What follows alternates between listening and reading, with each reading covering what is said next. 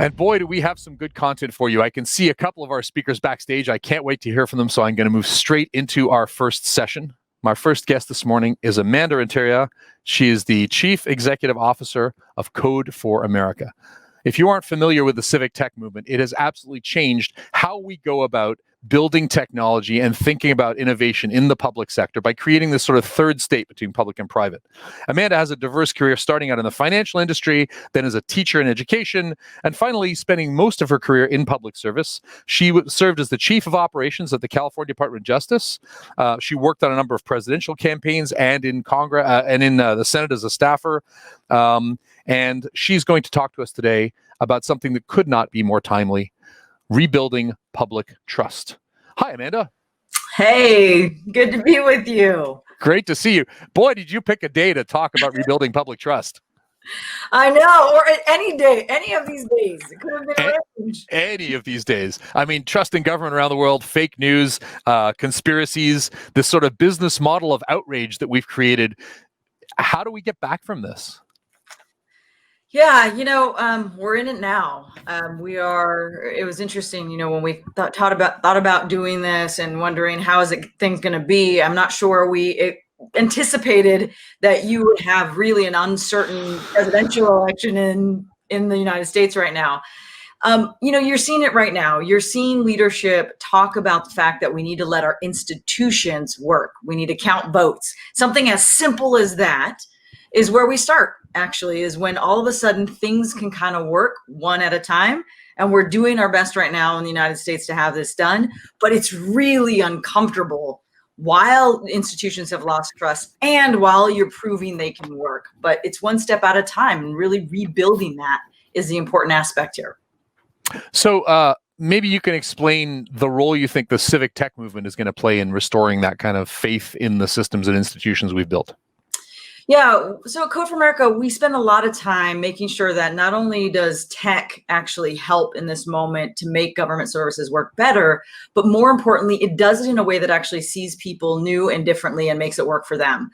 And so one of the aspects that I believe, if we can figure out a way how to reach people, those who need government most, do it in a way with dignity and respect from the very beginning. So when they see government, we think of technology as a conversation with the people. And if those systems and conversations we're putting in place use technology, we want it to be in a way that is really respectful. And so right now, if government systems are working really well, and I think there's going to be a lot of discussions after voting, how we should use technology in this entire process. But the idea that you get a text back that says, hey, thanks so much, got your vote, it's counted today, would feel really, really good right now. But those are the kinds of systems that we know can work. We do it in food stamps right now. I mean, one of the hardest programs in the most remote areas, we're able to use technology where it meets people where they are. That's really a change, not only in government process, but we have an opportunity in technology to have that different kind of conversation and do it better. A couple of years ago, one of our speakers talked about nudge and sludge. The idea that legislation is written as legislation, but the enforcement or interpretation of legislation, where the rubber meets the road, can be difficult or easy. The law might say one thing, you can choose to interpret it. You've got some latitude because it's imprecise. I wanted to dig into that for three reasons. The first, we had Jasmine Latimer, who was fantastic, by the way, speak on Tuesday about ending paper forms, which was a deceptive headline because it was actually about the idea that paper waits for you to fill it out. Whereas code can anticipate your need and can say to you, here you go. Here's the thing you're looking for. I believe you need this. Not only do you get food stamps, but you also get child support. You also get a tax break. You also get that service, whatever it might be. Can you talk a little bit about how anticipatory design in tech, like how technology allows us to anticipate and be proactive in delivering services rather than waiting for people to do it, which I guess makes it easier to build that kind of sludge, makes it easier to put decelerants and push the hardship of applying onto the most vulnerable people in society. That's right. I mean, one of the things we're finding, right, is how hard it is to navigate government. And people with resources can figure out how to do it, or they spend a lot of money in figuring out how to do it. The idea is if we can design it from the very beginning so that you almost have a ombudsman through the process, especially when people just don't understand how these services work, or you have to go into this building and then that building. Putting it all together just makes life better, easier, helps you get back onto your feet. I mean, all of that, the process of actually going into a social services office and then having to go into an economic or tax benefit or volunteer office. Just that process alone is really, it really does bring you down, and especially at a time where you need help most. Nobody likes going to the DMV, right? Yeah, and a couple of them, right? Yeah. In order to put it all together. So part of that is digital identity. I mean, many of our systems rely on one another. And I remember having a conversation with some government folks in the Isle of Man about handicap parking. And they said, yeah, it's easy. You go to the police and bring a medical note from your doctor and give it to the police. And then they say, okay, you can have a handicap parking sticker for your car. And I said, isn't that a data privacy issue? And they said, oh, no, that's great, because that way, and I'm like, but you just gave a medical record to a police officer. That sounds like data privacy issue. Now, the Isle of Man is 70,000 people, so it's a pretty small town, let alone country. Lovely place, but not necessarily representative of North America. But it does feel like until we can get centralized identity, the process of doing this is going to be hard. But there's so much concern around data privacy and digital identity and the government using information like that against us. What do you think it's going to take to sort of break the dam around reliable, trustable digital identity? Well, and that's the thing. We go back to this idea of trusting in our institutions again. You can't get to any solution unless at the very core you have this element of trust. I'll say the second thing is, once we can build trust again, whether that's with policymakers, Republicans and Democrats who are actually writing the policy and building that trust again, after that, you then need to have skill and know-how. I was in the Senate when the internet was a jumble of tubes. When it was described as that. And I remember sitting there as a staffer, and this is several years ago, 20 years ago now, but I still remember sitting there going, what? Right? I mean, we do have to make sure that people understand sort of the very, not only basic of how technology works, but begin to have this conversation about what does human-centered design mean? And, there's a whole new world, at least in the United States, where younger people are now becoming engaged and involved in public service. So as they come in, my hope is that every single year we're building that trust, because I think now we have the expertise and people coming into policy, understanding, having a vision that, hey, this can work in the palm of my hand. I mean, just that, it's not tubes. So I do want to say, this is an ironic and perhaps watershed moment for me, because technically TCP is like a tube, and we have the inventor of TCP up next. So I get to ask Vint Cerf if the internet is a series of tubes. I didn't think this would ever happen in my life, so definitely going to ask that. I can see him backstage getting his answer ready. I loved your line about technology is a conversation with people. Yesterday we talked about how government is actually a tech company, that we should stop saying digital government and we should refer to the old way as analog government, because government should be digital. It traffics in information and permissions. It worries about scale and security. But if government is big tech, is the civic tech movement the startup world? I agree. I think it is, actually. It's funny you mentioned that. My kids, my son actually often calls things old fashioned. And so he would probably look at this and say, yeah, that's old fashioned government, and new fashioned government is technology. But I think that step function is actually a really helpful way of talking about our systems and our government, especially as we start to rebuild them again. That's really and actually being honest about that, saying, yeah, we are moving from paper to this. Yes, we are not going into buildings in the same way anymore. I mean, one of the things that COVID has done is really forced us to think about, how do you do things differently? My hope is the part that sticks is not only how do we do it differently and put it online, but how do we do it better as we get to the new fashioned way of doing it? What do you think the new fashioned way is going to look like? I don't think we're immediately rushing back into government buildings. I do believe there's going to be depending on how this administration goes, what happens, who wins. There's a lot of discussions on the back end talking about how do you make sure we have centralized functions. What is it that we need to get us to that next level? I've never been in conversations that I've been in the last several weeks or really months since COVID hit, about what is needed in our government to get to where we can reach people. I mean, really, the idea that schools were out, nobody ever imagined that would happen. All of a sudden, digital, how to get to people became first, foremost, especially how do you reach our kids that relied on school lunch programs. I mean, just the idea of going to a window in a cafeteria to figuring out how to, in the mail, get a card or immediately get funds so you can buy groceries. That we would have never had that conversation. And the way we started is it looks a heck of a lot more that you don't have to go to a window, but it shows up at, at your doorstep, on your phone, on your computer. That's the kind of world that I think government can do. And we're learning in real time how to do that. I think if I had to summarize some of the changes, the pandemic has dramatically increased the cost of atoms compared to bits. Like it used to be easy enough to go somewhere. Right now, the atoms have way more friction, right? Because they can carry viruses. And that simple fact that a virus can piggyback on a bunch of atoms has forced us to reconcile. I know in Canada, the government of Canada deployed systems in 7 weeks that were scheduled to take three years to deploy. And that's a real wake-up call. But I am very interested in what happens, and I'm looking at the chat here. There's a lot of people chiming in on the chat here. One of the questions, you said that people are talking about this a lot in the last few weeks.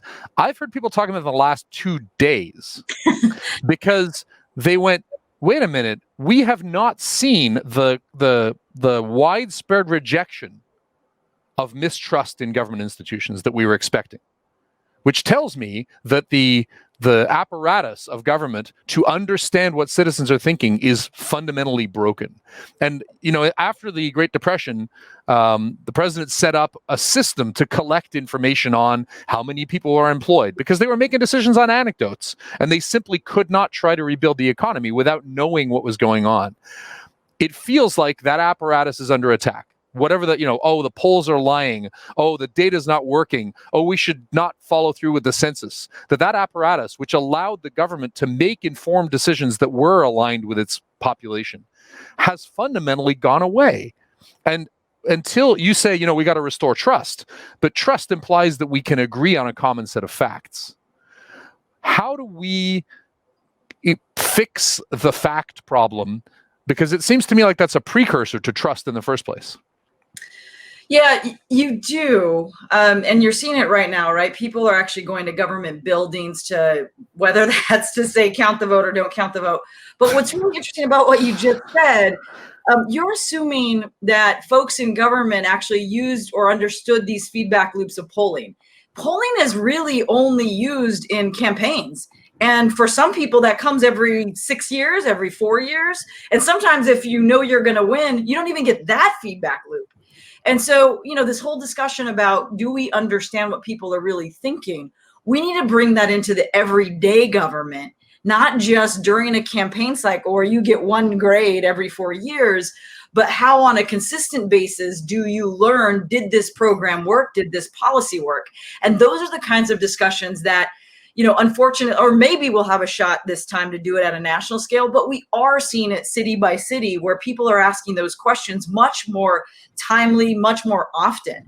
I think what is happening is this conversation about polling can bleed into, okay, now how do we make sure that we're understanding these feedback loops as we go forward, especially coming off an election cycle. We have the historic turnout here in this country, and people are following politics in a way that I've never seen before, that anyone in the political world, public service world, has never seen before. And now's an opportunity to actually reflect back, once we get out of this and know how leadership works, reflect back what we're hearing, what we're learning, and then what we're doing about it. So my first experience with Code for America was when I worked on the failure to appear rate in Kentucky. Which is where someone is accused of a crime. They have to show up day in court. If they missed it, then the police show up to arrest them. That often leads to some kind of violent altercation. And that in turn means that there's a higher chance of arrest and going, it's a downward spiral into the criminal justice system. In the end, it wasn't successful. The team wasn't able, I was just advising them, the team wasn't able to implement a lot of the things they were doing to try and reduce the failure to appear rate. But what they did was they shone light on the problem. Instead, they took the data and they showed the pipeline of cases, and they showed that allowed them to say, these are the kinds of cases that get held up. These are the kinds of people who don't experience a good appearance process. These are the judges in which this happens. So they shone light on the process. In a world where we don't trust institutions, is there a role for civic tech to be the voice of data that doesn't exist? Like, if you can't fix the problems at the civic tech level, can you use civic tech to surface what people really want? We don't have direct democracy in Canada or the US, but we can get direct information from citizenry and surface that stuff through the civic tech movement. Do you see that as a path forward to restoring some kind of common understanding of the mindset of the people? I do, but I think we have to be really careful about tech as an accountability tool before we've established tech as a visionary tool. And I think that's a really important aspect. I mean, a lot of what we do when we talk to folks is be able to inject some hope about what you can do, some vision about how you can use technology in order to make something faster, that casework, that paper stack go away faster and serve better and serve with dignity and respect. Once you can actually do that piece of it, then I think you can bring it in as an accountability tool, where you can start to push governments, start to push public servants to say, hey, use this. But I think it will be rejected if technology only shows up as a rule, as a punishment, as opposed to a carrot. And so we just need to be careful in that. And I think the window of opportunity right now is uniquely open in a way we've never seen before, and really can show that vision. People are willing to change right now, largely because we have to. And I think once we establish that, man, the power of how we can use technology in all kinds of different ways changes because we've built that partnership. So I joked on yesterday that, well, not really a joke, that we should all be able to agree on at least let's have humans outlast the dinosaurs. You know, they had a good run. Stegosaurus was 165 million years ago. T-Rex was 65 million years ago. If you put the math together, that means T-Rex was actually closer to us than Stegosaurus. So clearly these things that we think all coexisted were 100 million years apart. We've had language and the form we kind of think of it today for like 10,000 years, and we've pretty much burned the place down. So, I mean, can politicians go back to fundamentals like, let's outlive the dinosaurs? Do you think we can even find common ground on something like that? Are we being too specific in our goals and need to go back to like first principles somehow? We need to go back to being able to actually just communicate and work with each other. And I think one of the things that's really hard right now is because you can't see people, right? And you can't be in the room with them in the same way. Although the Senate does get together, the House does get together, they do vote. But I think we are having a reckoning right now that's going to be a messy couple of days. It's going to be a messy time. But you do have leaders who, I just know you don't come to public service without the honor of serving, that we can tap back into that we can tap back into our institutions holding. I mean, we are at a moment right now really testing whether those institutions are going to hold. And so I think in the next 72 hours, the question is, how long are we in this journey before we start really rebuilding back those fundamentals, right? Where we can look each other in the eye and understand the facts, understand who the leader of America is. I mean, just that very question gets you back to the very beginning. And then how do we move forward? Listen, I think we're in a pandemic. There's only one way out of this thing. So in America, whether you like it or not, we've got to figure out how to it's like an escape room. We've got to figure out how to talk to each other again, because we can't just sit in the escape room because it's closing. Yeah, and we've used up all our hints, right? We can't like push the button. Right. So I want to get back to the civic tech movement. There's obviously a thing that started as a sort of gap year for technologists, but has now become much more like career civic tech people at Code for America and elsewhere. What is the biggest change you've seen in the Code for movement since its start? I think it's become much more, the understanding of what it is has become much more real within the civic tech space. Governments are now talking about it. And I'll also say, I'm beginning to see a lot more conversations about, at the beginning it started of, let's try and devise this thing and show what's possible. And I see the entire conversation moving into now, how do we actually integrate it and make it work? So instead of these pilots and experiments, it's this worked. Now, how do we scale that? That conversation is really what gets you to that next step function of how do you now change the entire system, not just one state, not just one program, but overall, what are we learning and how to inject that so you can have this new government we keep talking about. I had the great pleasure of chatting with Jen Pahlka, who she's so busy saving the world. I feel guilty for ever catching up with her, but she's so great. And she's, by the way, a huge fan of yours, won't stop talking about how great you are. So congratulations. But one of the things that she said was the idea that civic tech as a movement can experiment is great. But until governments write legislation designed to be turned into code, there will always be a disconnect. So I guess we'll wrap up with this question. What do policymakers in government need to change about the way they write laws and legislation to make it digital ready? I think some of it is starts with trusting that civic tech can help be a solution, can sit at the table early on. And I think number two is sometimes it's about in government, you've been doing this thing over and over and over again and needing a jolt of creative new thinking. And listen, I think we are there now. Maybe not in an inspirational kind of way, but we are there now in a way that people know they need to do it differently. And so we're at a moment now where the industry, where civic tech movement has gotten big enough and has a voice enough. And now newer politicians are coming in and wanting to do it differently. And the country is asking, how can I now connect in a new way? All of that, the confluence of that, I think really does create a moment for civic tech to actually embed itself in a way that Jen Pahlka thought about a decade ago. Yeah, and I think Julia Glidden and I were talking yesterday, and we talked about how they used to have server huggers in the days when people were trying to get you to move to cloud. And we decided we need to shame process huggers in the same way.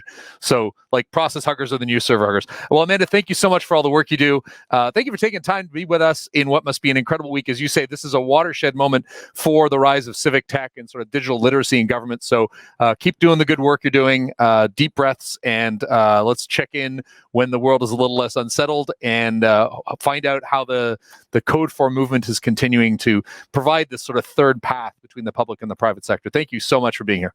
Thank you for having me.